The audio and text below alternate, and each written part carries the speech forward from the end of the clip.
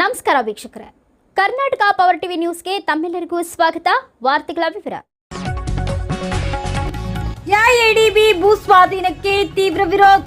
ಸಂಡೂರಿನಲ್ಲಿ ನೂರಾರು ರೈತರ ಬೃಹತ್ ಪ್ರತಿಭಟನೆ. ಜಮೀನು ಉಳಿಸಿ, ರೈತರನ್ನ ಉಳಿಸಿ. ಸಂಡೂರಿನಲ್ಲಿ ಟ್ರ್ಯಾಕ್ಟರ್ ಹಾಗೂ ಎತ್ತಿನ ಬಂಡಿಗಳ ಮೆರವಣಿಗೆಯಿಂದ ಸರ್ಕಾರಕ್ಕೆ ಎಚ್ಚರಿಕೆ. ಕರ್ನಾಟಕ ರಾಜ್ಯ ರೈತ ಸಂಘ ಹಾಗೂ ಹಸಿರು ಸೇನೆ ಜನಸಂಗ್ರಾಮ ಪರಿಷತ್, ಕೆಆರ್ಎಸ್ ಪಕ್ಷ ಸೇರಿದಂತೆ ವಿವಿಧ ರೈತ ಪರ ಸಂಘಟನೆಗಳ ಸಂಯುಕ್ತಾಶ್ರಯದಲ್ಲಿ ಸಂಡೂರು ತಾಲೂಕಿನ ರೈತರ ವಿವಿಧ ಸಮಸ್ಯೆಗಳ ಕುರಿತು ಹಾಗೂ ಕೆಐಎಡಿಬಿ ವತಿಯಿಂದ ಫಲವತ್ತಾದ ಕೃಷಿ ಭೂಮಿಯನ್ನ ಸ್ವಾಧೀನಪಡಿಸಿಕೊಳ್ಳುವ ಕ್ರಮವನ್ನ ವಿರೋಧಿಸಿ ಇಂದು ಬೃಹತ್ ಪ್ರತಿಭಟನೆ ನಡೆಸಲಾಯಿತು. ಸೋಮಲಾಪುರ ಯಶವಂತನಗರದಿಂದ ಆರಂಭವಾದ ಟ್ರ್ಯಾಕ್ಟರ್ ಹಾಗೂ ಎತ್ತಿನ ಬಂಡಿಗಳ ಬೃಹತ್ ಮೆರವಣಿಗೆಯಲ್ಲಿ ನೂರಾರು ರೈತರು ಭಾಗವಹಿಸಿ ಸರ್ಕಾರದ ವಿರುದ್ಧ ತಮ್ಮ ಆಕ್ರೋಶವನ್ನ ವ್ಯಕ್ತಪಡಿಸಿದರು. ಮೆರವಣಿಗೆ ಸಂಡೂರು ಪಟ್ಟಣದ ಪ್ರಮುಖ ರಸ್ತೆಗಳಲ್ಲಿ ಸಂಚರಿಸಿ ತಾಲೂಕು ಕಚೇರಿಯವರೆಗೆ ತಲುಪಿತು. ಈ ಸಂದರ್ಭದಲ್ಲಿ ಮಾತನಾಡಿದ ರೈತ ಮುಖಂಡರು, ರೈತರ ಫಲವತ್ತಾದ ಕೃಷಿ ಭೂಮಿಯನ್ನ ಕೈಗಾರಿಕೆಗಳ ಹೆಸರಿನಲ್ಲಿ ಕಸಿದುಕೊಳ್ಳುವ ಯಾವುದೇ ಪ್ರಯತ್ನವನ್ನ ಸಹಿಸಲು ಸಾಧ್ಯವಿಲ್ಲ. ರೈತರ ಬದುಕಿನ ಆಧಾರವೇ ಭೂಮಿ. ಭೂಮಿಯನ್ನ ಕಸಿದುಕೊಂಡರೆ ರೈತ ಕುಟುಂಬಗಳು ಬೀದಿಗೆ ಬೀಳುವ ಪರಿಸ್ಥಿತಿ ನಿರ್ಮಾಣವಾಗುತ್ತದೆ ಎಂದು ಸರ್ಕಾರದ ವಿರುದ್ಧ ಕಿಡಿಕಾರಿದರು.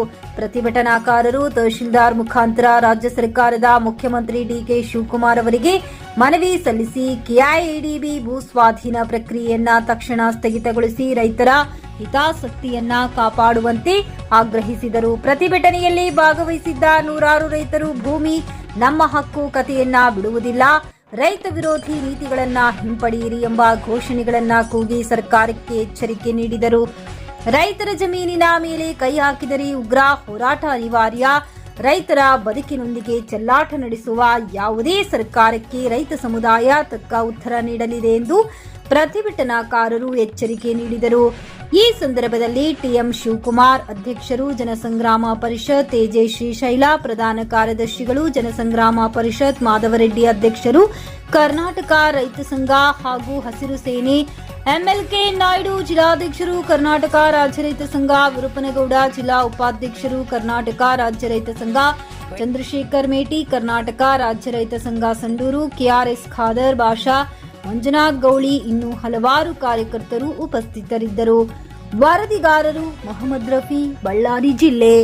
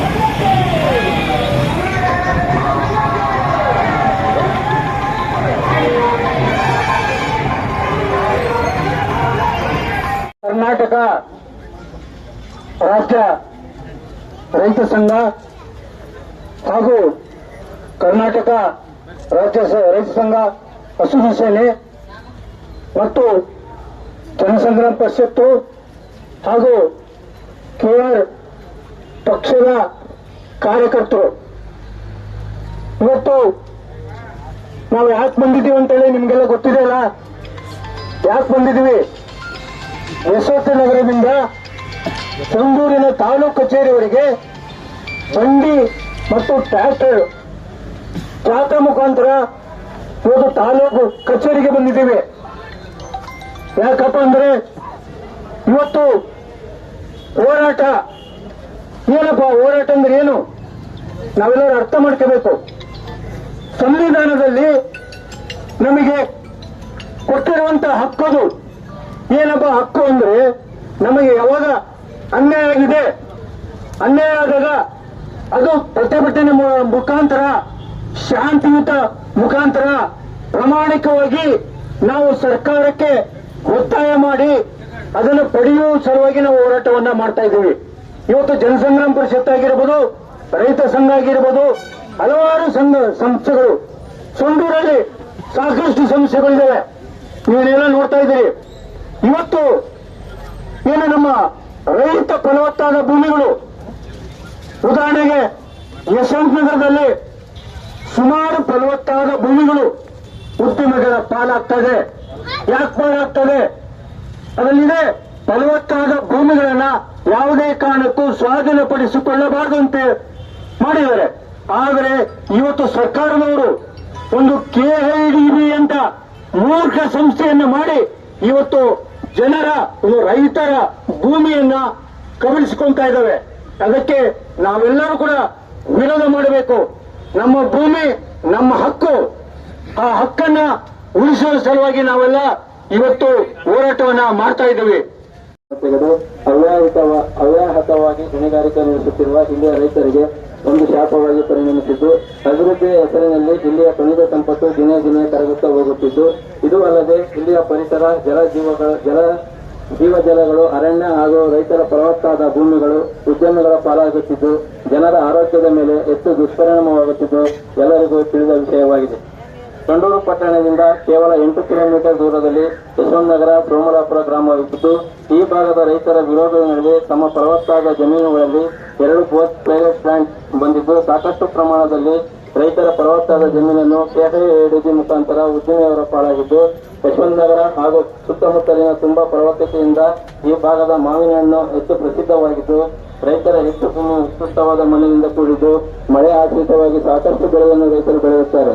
ಇಲ್ಲಿಯ ಭೂಮಿಯು ಅರಣ್ಯ, ಕೃಷಿ, ಹೈನುಗಾರಿಕೆ ಇನ್ನೂ ಹಲವಾರು ರೈತರ ಪೂರಕವಾಗಿ ಭೂಮಿಯನ್ನು ಬಳಸಿಕೊಳ್ಳಬಹುದಾಗಿದೆ. ಆದರೆ ಇಂಥ ಉತ್ಕೃಷ್ಟದ ಫಲವತ್ತಾದ ಭೂಮಿಗಳನ್ನು ಉದ್ಯಮಿದಾರರಿಗೆ ಕೆಐಡಿಬಿ ಮುಖಾಂತರ ರೈತರ ವಿರೋಧ ನಡುವೆ ಕೊಡಲಾಗುತ್ತದೆ. ಇದು ರೈತ ಸಂಘ ಹಾಗೂ ಇತರ ಸಂಘ ಸಂಸ್ಥೆಗಳಿಂದ ತುಂಬಾ ವಿರೋಧ ವ್ಯಕ್ತಪಡಿಸುತ್ತಿದ್ದೇವೆ.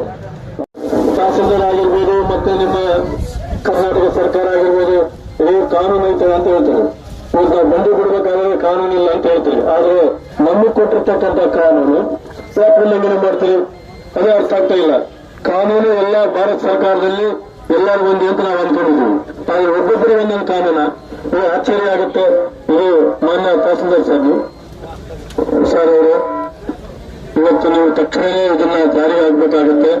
ಲೇಟ್ ಮಾಡಿದ್ರೆ ಮಾತ್ರ ನಾವು ಇವತ್ತು ಇಲ್ಲಿ ಕುಂತ್ಕೊಂಡಿದ್ದೀವಿ, ನಾಳೆ ಅಲ್ಲೇ ಕುಂದಿರ್ಬೇಕಾಗತ್ತೆ. ಆ ಕೆಲಸ ನಿಮ್ಮ ಇಲಾಖೆಯವ್ರು ಮಾಡಬಾರ್ದು ದಯವಿಟ್ಟು.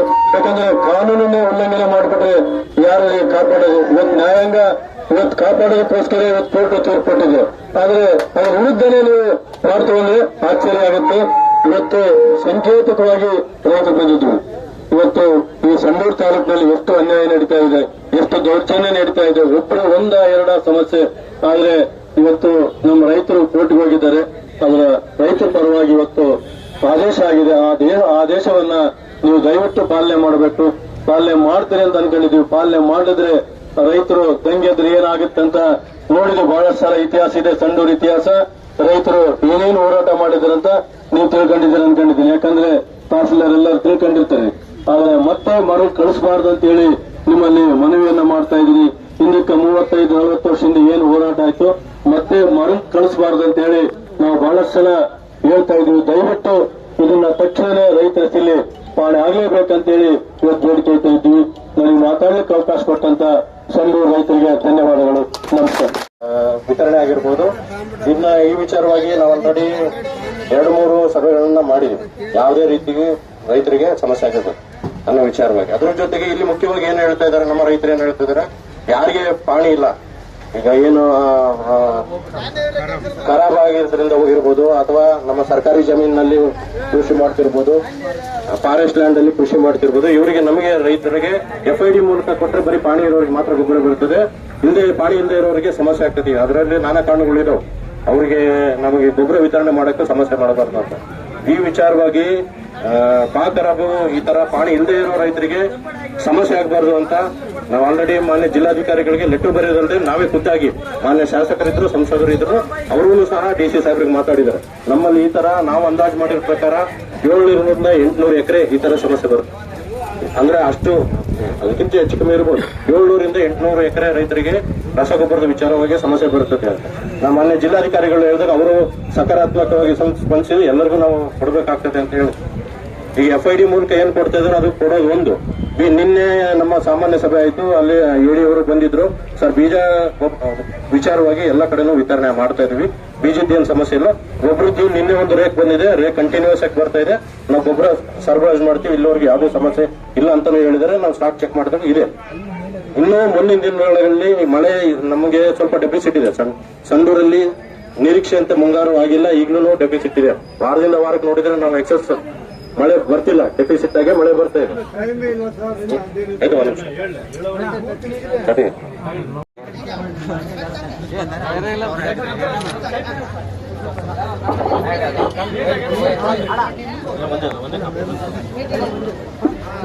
₹300 ಅಂತ ಹೇಳ್ತಾರೆ, 650 ಮಾರ್ತಾರೆ ಬೀಜ ಗೊಬ್ಬರ.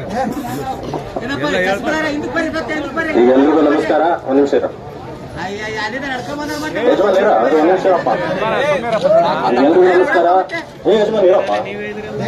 ಕರ್ನಾಟಕ ರಾಜ್ಯ ರೈತ ಸಂಘದ ವತಿಯಿಂದ ಇವತ್ತಿನ ದಿನ ಏನು ತಾವು ಮೆರವಣಿಗೆ ಮೂಲಕ ಬಂದು ನಮ್ಮ ತಾಲೂಕು ಕಚೇರಿಯಲ್ಲಿ ಏನು ಮನವಿ ಪತ್ರವನ್ನು ಕೊಟ್ಟಿದ್ರಿ, ಇದರಲ್ಲಿ ಸಾಕಷ್ಟು ವಿಷಯಗಳನ್ನ ಈಗ ನಿಮ್ಮ ಮುಖಂಡರು ಎಲ್ಲ ತಮ್ಮ ಎದುರಿಗೆ ಪ್ರಸ್ತಾಪ ಮಾಡಿದ್ದಾರೆ. ಅದರಲ್ಲಿ ಮುಖ್ಯವಾಗಿ KADB ವಿಚಾರ ಆಗಿರ್ಬೋದು. KADB ವಿಚಾರವಾಗಿ ಮಾನ್ಯ ಉಚ್ಚ ನ್ಯಾಯಾಲಯ ಆದೇಶ ಮಾಡಿದೆ. ಅದ್ರ ಪ್ರಕಾರ ನೀವು ಇಲ್ಲಿ ಕ್ರಮ ಕೈಗೊಳ್ಬೇಕಂತ ಹೇಳಿದಿರಿ. ಅದನ್ನ ಏನು ಕೋರ್ಟ್ ಆದೇಶ ಮಾಡಿದ್ಮೇಲೆ ನಾವು ಅದನ್ನ ಇಂಪ್ಲಿಮೆಂಟ್ ಮಾಡಬೇಕಾಗ್ತದೆ. ಆ ಆರ್ಡರ್ ಕಾಪಿ ತಗೊಂಡು ಅದ್ರಲ್ಲಿ ಏನು ಆದೇಶ ಇದೆ ಅದು ಇಂಪ್ಲಿಮೆಂಟ್ ಮಾಡುತ್ತೆ. ಆಮೇಲೆ ಬಹಳ ಮುಖ್ಯವಾಗಿ ಈ ಗೊಬ್ಬರ ವಿಚಾರವಾಗಿ ಕೇಳ್ತಾ ಇದ್ದಾರೆ. KADB ದಂತೂ ಅದು ಕೋರ್ಟ್ ಇರ್ಲಿ.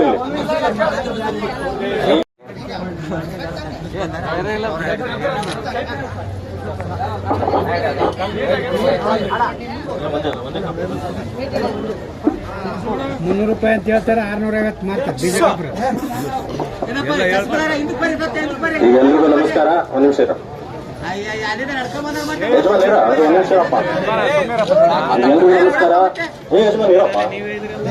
ಕರ್ನಾಟಕ ರಾಜ್ಯ ರೈತ ಸಂಘದ ವತಿಯಿಂದ ಇವತ್ತಿನ ದಿನ ಏನು ತಾವು ಮೆರವಣಿಗೆ ಮೂಲಕ ಬಂದು ನಮ್ಮ ತಾಲೂಕು ಕಚೇರಿಯಲ್ಲಿ ಏನು ಮನವಿ ಪತ್ರವನ್ನು ಕೊಟ್ಟಿದ್ರಿ, ಇದರಲ್ಲಿ ಸಾಕಷ್ಟು ವಿಷಯಗಳನ್ನ ಈಗ ನಿಮ್ಮ ಮುಖಂಡರು ಎಲ್ಲ ತಮ್ಮ ಎದುರಿಗೆ ಪ್ರಸ್ತಾಪ ಮಾಡಿದ್ದಾರೆ. ಅದರಲ್ಲಿ ಮುಖ್ಯವಾಗಿ KADB ವಿಚಾರ ಆಗಿರ್ಬೋದು. KADB ವಿಚಾರವಾಗಿ ಮಾನ್ಯ ಉಚ್ಚ ನ್ಯಾಯಾಲಯ ಆದೇಶ ಮಾಡಿದೆ. ಅದ್ರ ಪ್ರಕಾರ ನೀವು ಇಲ್ಲಿ ಕ್ರಮ ಕೈಗೊಳ್ಬೇಕಂತ ಹೇಳಿದಿರಿ. ಅದನ್ನ ಏನು ಕೋರ್ಟ್ ಆದೇಶ ಮಾಡಿದ್ಮೇಲೆ ನಾವು ಅದನ್ನ ಇಂಪ್ಲಿಮೆಂಟ್ ಮಾಡಬೇಕಾಗ್ತದೆ. ಆ ಆರ್ಡರ್ ಕಾಪಿ ತಗೊಂಡು ಅದ್ರಲ್ಲಿ ಏನು ಆದೇಶ ಇದೆ ಅದು ಇಂಪ್ಲಿಮೆಂಟ್ ಮಾಡುತ್ತೆ. ಆಮೇಲೆ ಬಹಳ ಮುಖ್ಯವಾಗಿ ಈ ಗೊಬ್ಬರ ವಿಚಾರವಾಗಿ ಕೇಳ್ತಾ ಇದ್ದಾರೆ. KADB ದಂತೂ ಅದು ಕೋರ್ಟ್ ಇರ್ಲಿ.